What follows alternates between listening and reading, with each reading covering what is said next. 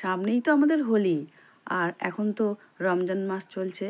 তাহলে ইফতারের সময়ও এইভাবে যদি মিষ্টি বানিয়ে নেওয়া যায়, আর হোলির সময়ও যদি এইভাবে মিষ্টি বানিয়ে নেওয়া যায় গাজর দিয়ে, তাহলে কিন্তু দারুণ খেতে হবে। প্রথম থেকে শেষ পর্যন্ত লাইক দিয়ে একটা মিষ্টি কমেন্ট করে দিয়ে তারপরে কিন্তু ভিডিওটা সম্পূর্ণ দেখার জন্য আমার একান্ত অনুরোধ রইল।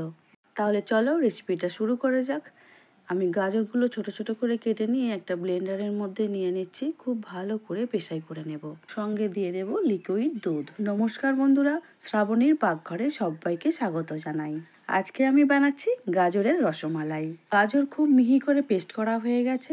এবারে কি কি নিয়েছি দেখো, লিকুইড দুধ, কিছু ড্রাই ফ্রুটস, চালের গুঁড়ো আর গুঁড়ো দুধ। তোমরা চাইলে কিন্তু এখানে সুজির ব্যবহারও করতে পারো। এবারে রসমালাইটা বানানো শুরু করা যাক। এদিকে কড়া গরম হতেই 2 চামচের মতো ঘি দিয়ে দিলাম।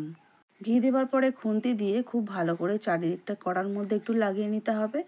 তারপরে যে গাজর আমি বেটে রেখেছিলাম মিক্সিতে, সেই গাজর বাটাটা আমি ঘিয়ের মধ্যে এখন পুরোটাই দিয়ে দিচ্ছি। বেটে রাখা গাজর ঘিয়ের সঙ্গে খুব ভালো করে মিশিয়ে নিয়ে 2 মিনিটের মতো একটু ভেজে নিতে হবে।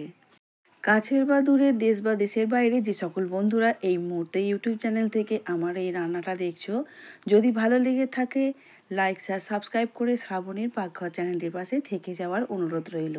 পাশে থাকা বেল আইকনটা অবশ্যই প্রেস করে দিও, যাতে নতুন রেসিপি যখনই ছাড়বো সবার আগে তোমাদের কাছেই পৌঁছে যাবে। এই গাজরটা ভাজতে ভাজতেই সামান্য একটু নুন দিয়ে দিলাম, কারণ মিষ্টির মধ্যে যদি সামান্য একটু নুন দিয়ে রেডি করা হয় তাহলে কিন্তু খেতে খুব ভালো হয়। ঘিয়ের মধ্যে খুব ভালো করে মেশানো হয়ে গেছে। এবারে দিয়ে দিচ্ছি আমি একটু লিকুইড দুধ। আরও 1 বাটি দুধ আমি এখানে দিয়ে দিচ্ছি। 2 বাটি দুধ দেওয়ার পরে খুব ভালো করে একটু গাজরের সঙ্গে মিশিয়ে নিচ্ছি।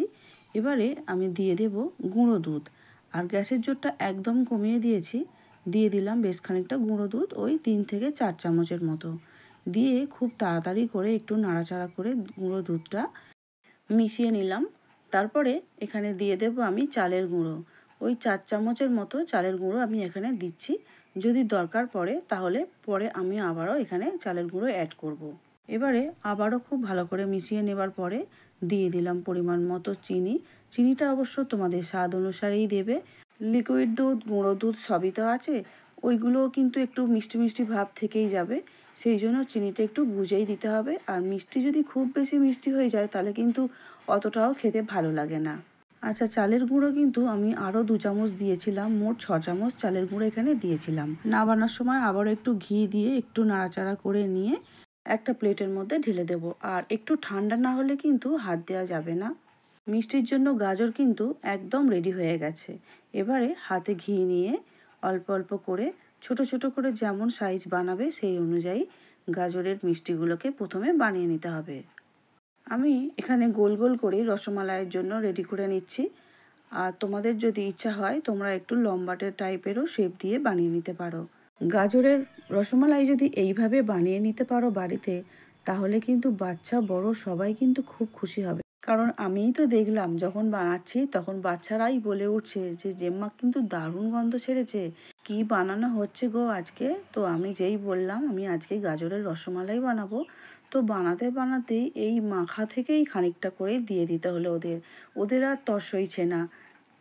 সবগুলো মিষ্টি এখন আমাদের বানানো হয়ে গেছে, দেখতেই পাচ্ছ কি দারুণ দেখতে হয়েছে, তাই না? এবারে চলো আর একটা প্রসেস কিন্তু এখনও আমাদের বাকি আছে। আবারও কড়া বসিয়ে দিয়েছি। কড়ার মধ্যে 1 বাটি লিকুইড দুধ দিলাম, দিয়ে দিচ্ছি 4 চামচের মতো গুঁড়ো আমল দুধ। দেওয়ার পরে খুব ভালো করে মিশিয়ে নিচ্ছি।